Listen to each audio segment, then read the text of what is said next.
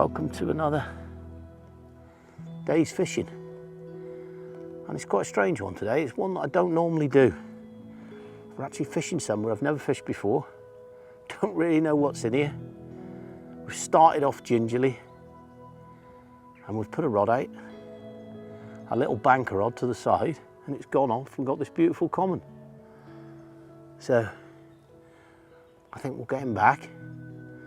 I'm going to fish the float to start with, see what's there, try and build up a swim, show you just how we use some of our baits to get a swim lively and active and catch a few fish. But for now, what a day, what a lake, and what a beautiful little fish.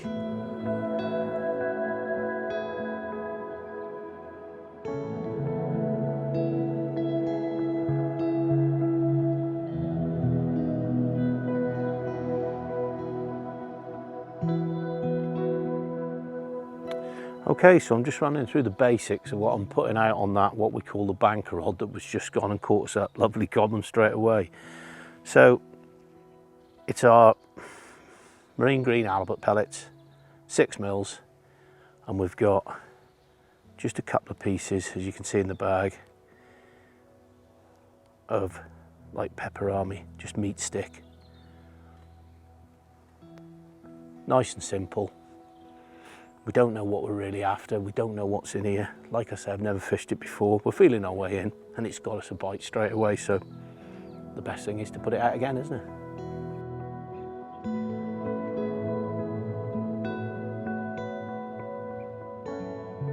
Okay, so you join me here today. It's quite a local water to me, but I never knew it was here. One of my friends runs it, very good friend of mine called Dave Wharton. He said to me, if you ever fancy a changing venue, come and have a go at this. I'd never been here before. Like I say, it's local, but I didn't even know it was here. And when I got here, I couldn't believe what I found. I mean, it's absolutely beautiful. You know, it's natural, it's quite deep.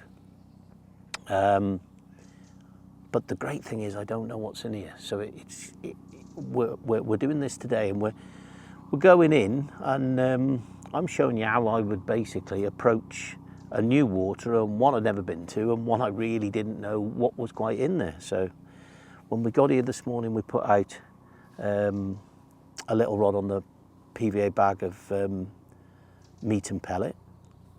Got a bite within 5 minutes before I'd even sat in this chair. So a really nice fish, brilliant, out the blue. We've put that one back out. We're not going to concentrate on that though. The sort of theme of the day is I want to go in with a float. I want to show you how I approach the swim with the float. What, you know, going through the perhaps the bait changes we have to make. I know there is some quite a few small carp, and they can be hard to get through on natural baits. So what we're going to use is what we've got from Sonubaits, and you know, we're going to use that to try and pick out a better fish on the float, and maybe I don't know if there's any tension here. There has been a bit of fizzing this morning. So without further ado, I'm going to just put a few maggots in to start with, and I'm going to drop the float with a couple of maggots on over the top, and that will that's my opening gambit to sort of judge what's out there. So I'll get on, get some bait in, and get this float out, and then we'll start to have a look what's about and build the swim.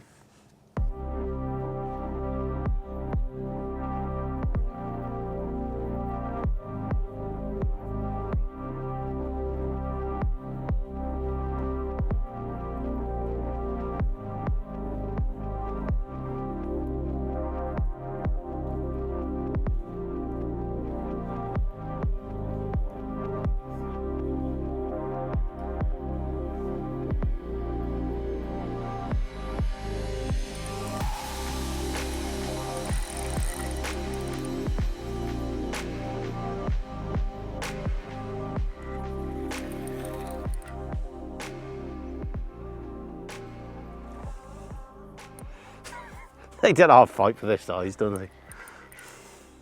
Come on. What is this? What have we got here?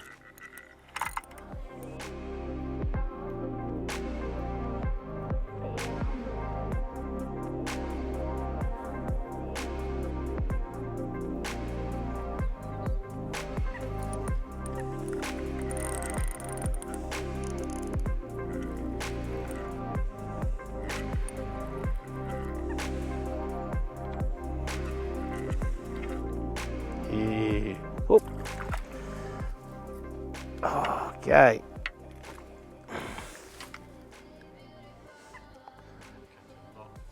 Okay, so lovely little common. So we've had a few chucks with the maggot, and it's pretty obvious there's a lot of these smaller fish. So what I'm going to try and do is try and actually catch a few of the bigger ones on the float.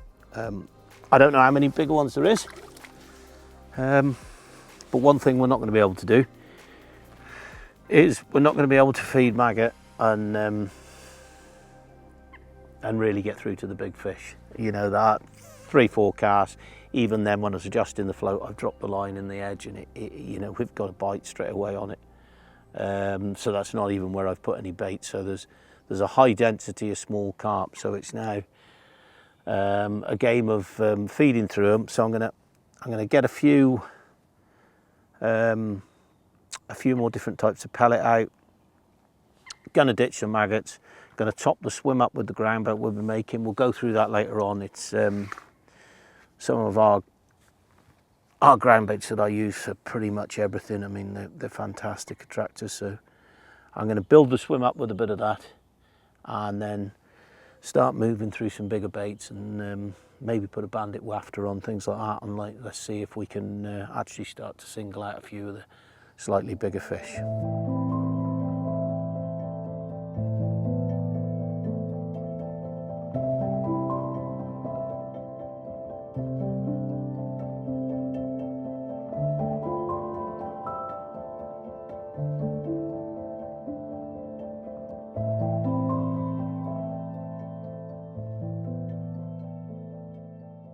Okay, so that's one of the balls groundbait I'm putting in, and I'm going to put in a fair bit now because it was quite obvious to us that there's quite a few small fish out there.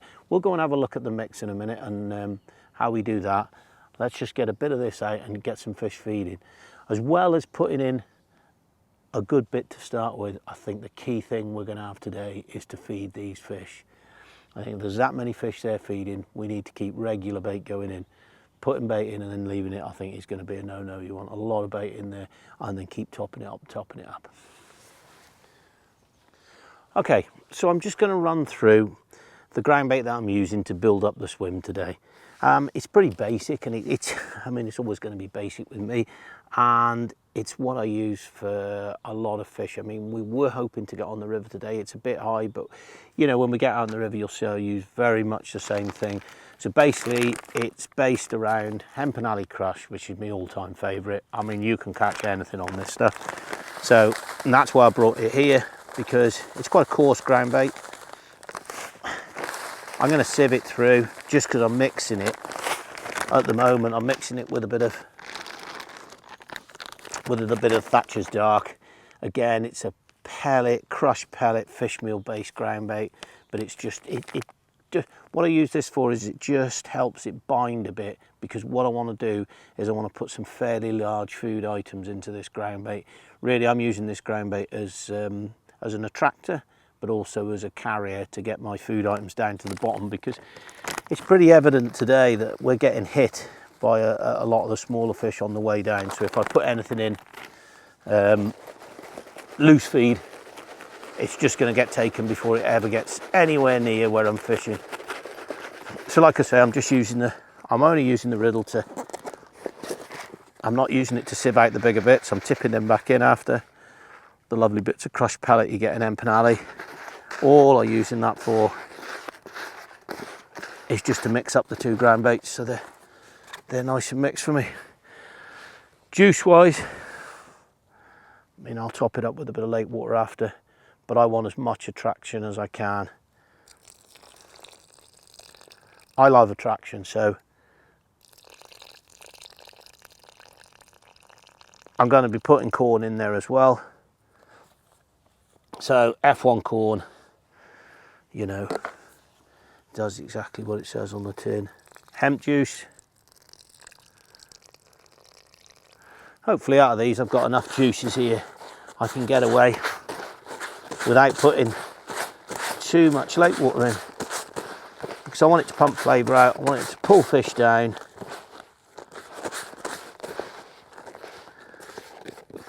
Basically I want it to be super attractive. That's why bait boosters, krill and squid, once again, I don't mind whether it's barbel, tench, bream, carp.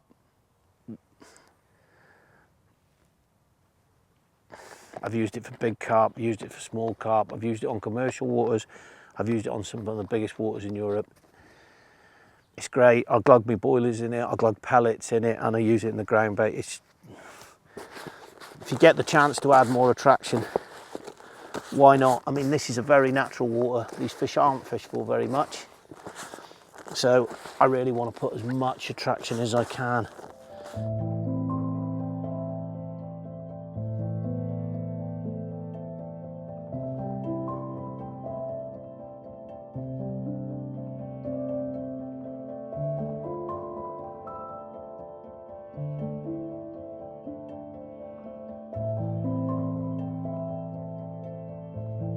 So probably a lot more dense than a lot of people would use, especially match fishermen. But that's just because I want that to carry those big food items down to the bottom. And I want it to hit the bottom like that. There you go, you can almost drop that and it doesn't break up. Don't get in the pads.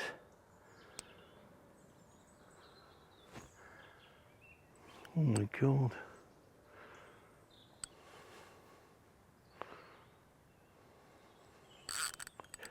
You can't keep going that way, there's no pool left.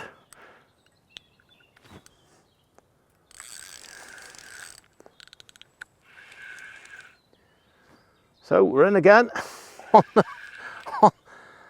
on the pellet and meat rod.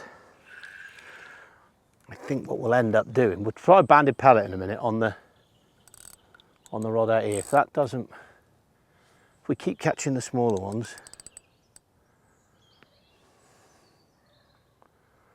we'll actually try and go to a piece of meat on a meat screw on the float.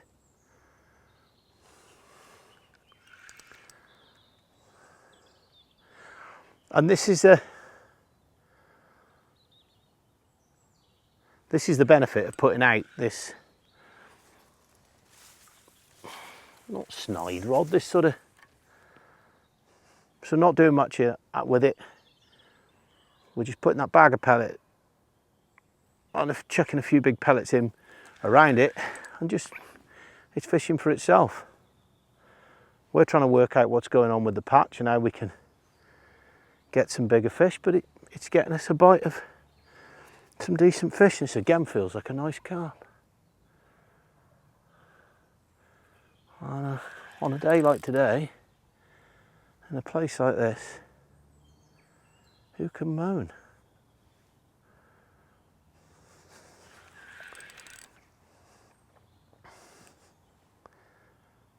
Some nice balanced gear as well. We're not over. It's 1 1/4 pound test curve rod.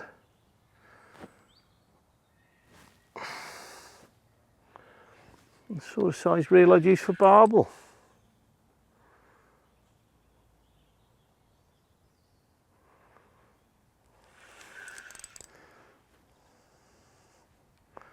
On a lovely little sort of estate pool.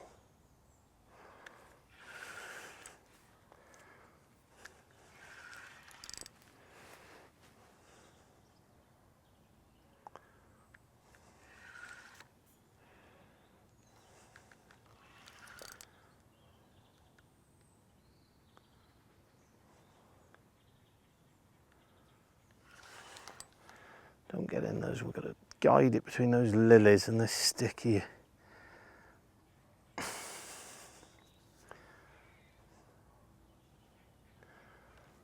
They're certainly responding to the ground bait out there, because we've got some great fizzing going on the patch again.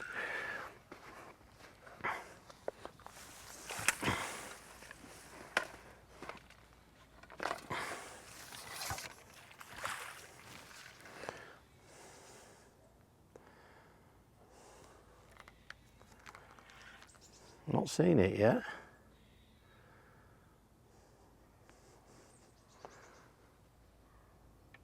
Ooh, I think that looks bigger than the first one.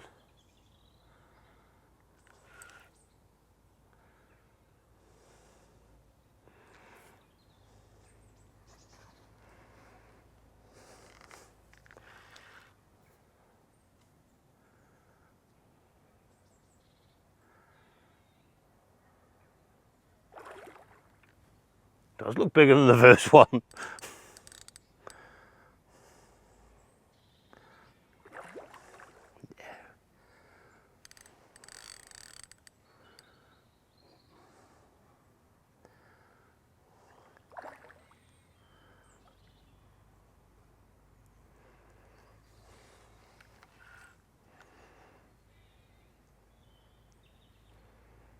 Come on then.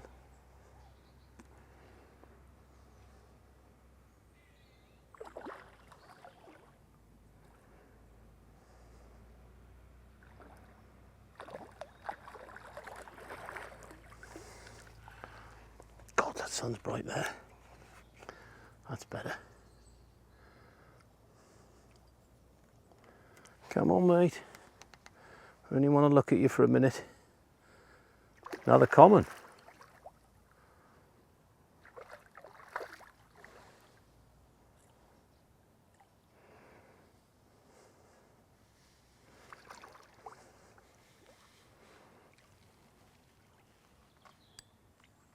Lovely.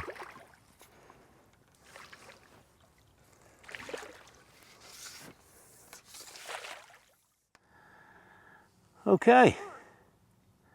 So another absolute beauty of a common. He's coming our rod down the side again. And it certainly seems an easier way to single out the better fish. We're going to keep trying, make some changes, keep trying to get one on the float.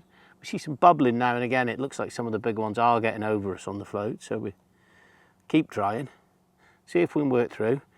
But we'll probably keep this rod out because it's produced a couple of beauties now. And on a day like today and on a pool like this, it's got to make you happy. Wonderful. Okay, so we've made some changes. We've had some more carnage on the rod down the side that was great, and another nice fish. We've kept the ground bait going in. That, I mean, it's evident now, we've gone through quite a bit of ground bait. We've just made another mix that you've seen, and that's going in, and literally I'm putting in pounds and pounds of it. It fizzes for a bit and then it stops, and it's obvious they're cleaning us out. So what I'm going to do is I'm going a banded pellet, one of the green halibuts, 6mm. Going to try that.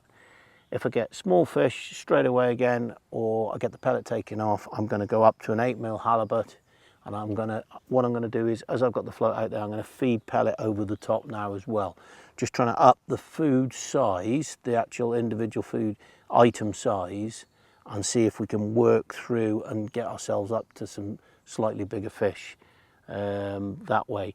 If not, then I may even go up to a piece of the meat, and we'll try that and see if we can see if we can overcome the small fish that way. But anyway. So it's getting warmer now, and they do seem to be slowing down on the feed, especially the bigger fish, I would imagine. But anyway, let's give it a go, see if we can constantly feed over the top. The main aim is, like I said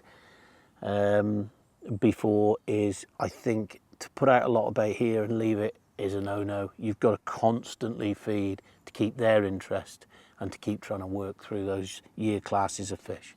Okay, so let's give it a whirl.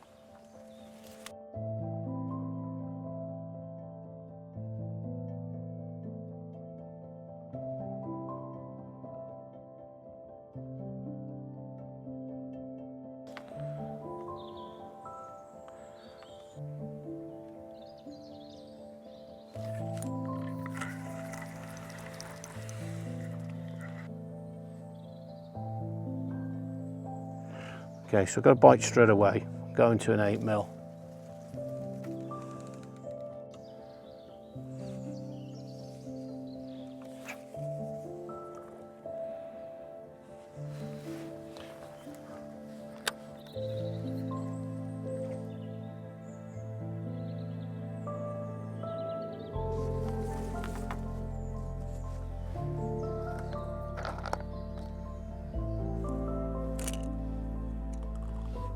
rustling that already, isn't there?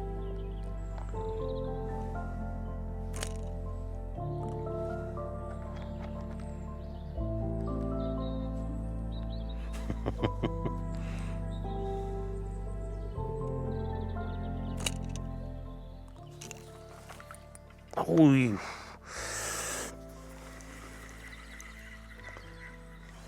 not as easy to hook on a pellet, are they?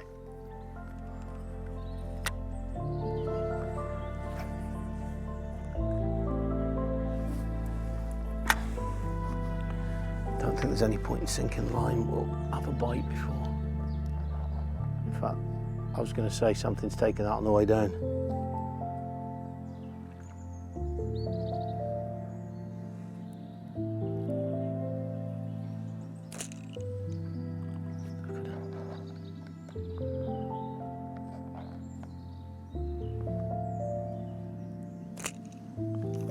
How to mither a pellet and not get caught. Okay, so we're continuing to struggle to get through to bigger fish. We've gone up to 8mm halibuts.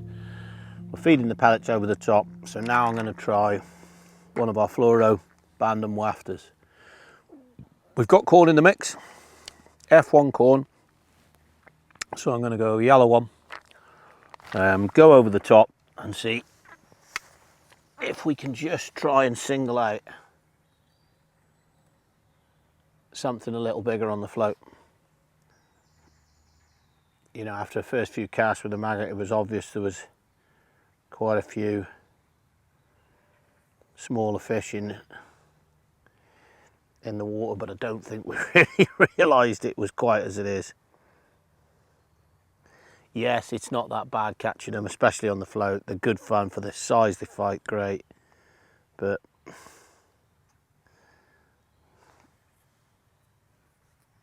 there we go.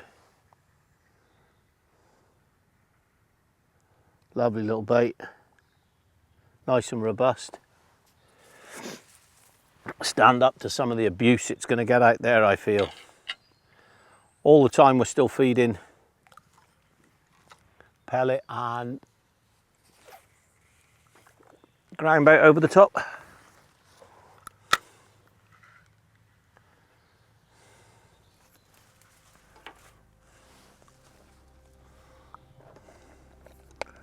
Keep that food going in.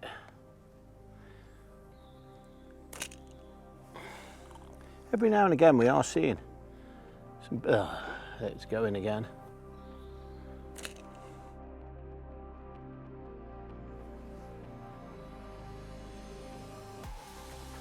So we're still getting lots and lots of bites now.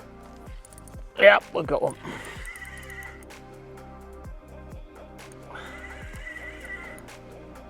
Ah, he's come off. Ah, what a shame. So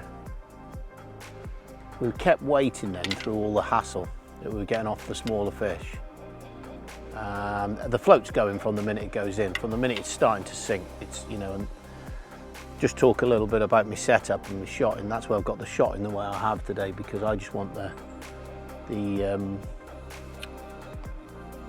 bait to sink fairly quickly down to the bottom.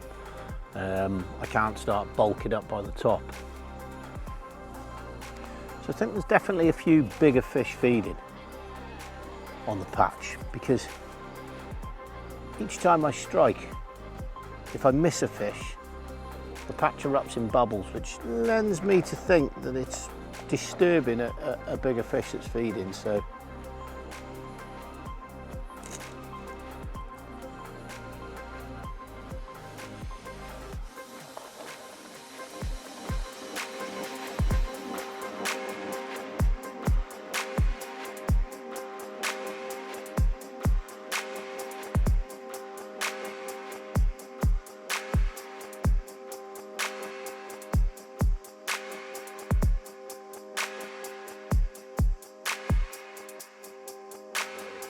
okay, so the day's gone really, really unseasonably hot now. We are burning up.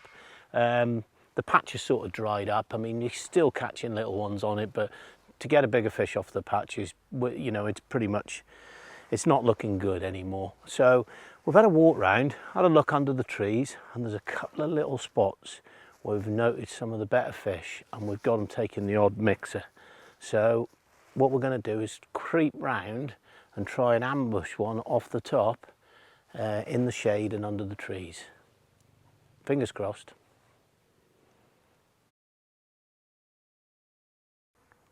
Okay, so you probably can't see it from there, but I've got probably the biggest fish out the lot just below me. He's very, very slowly picking up the odd mixer. Just going to drop mine in. Oh, he didn't like that.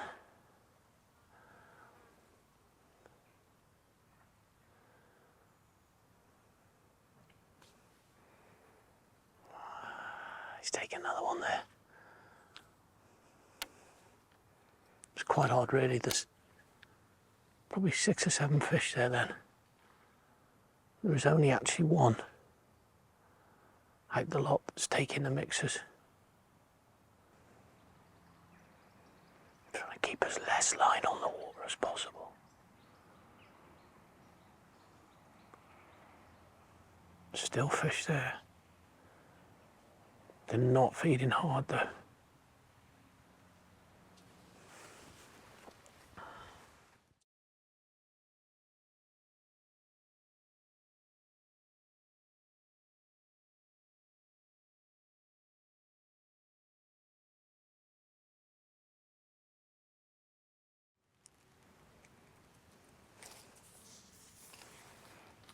So what I've done, I've looped my line up over the tree. So I've got no line in the water.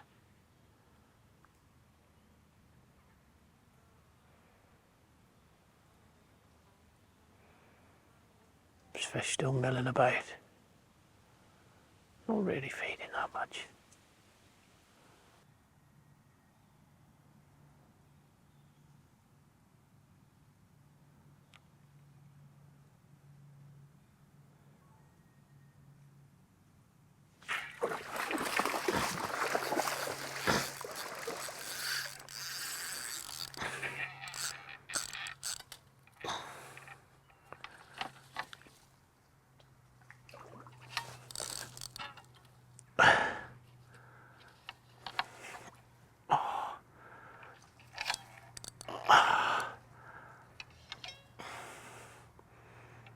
Come on.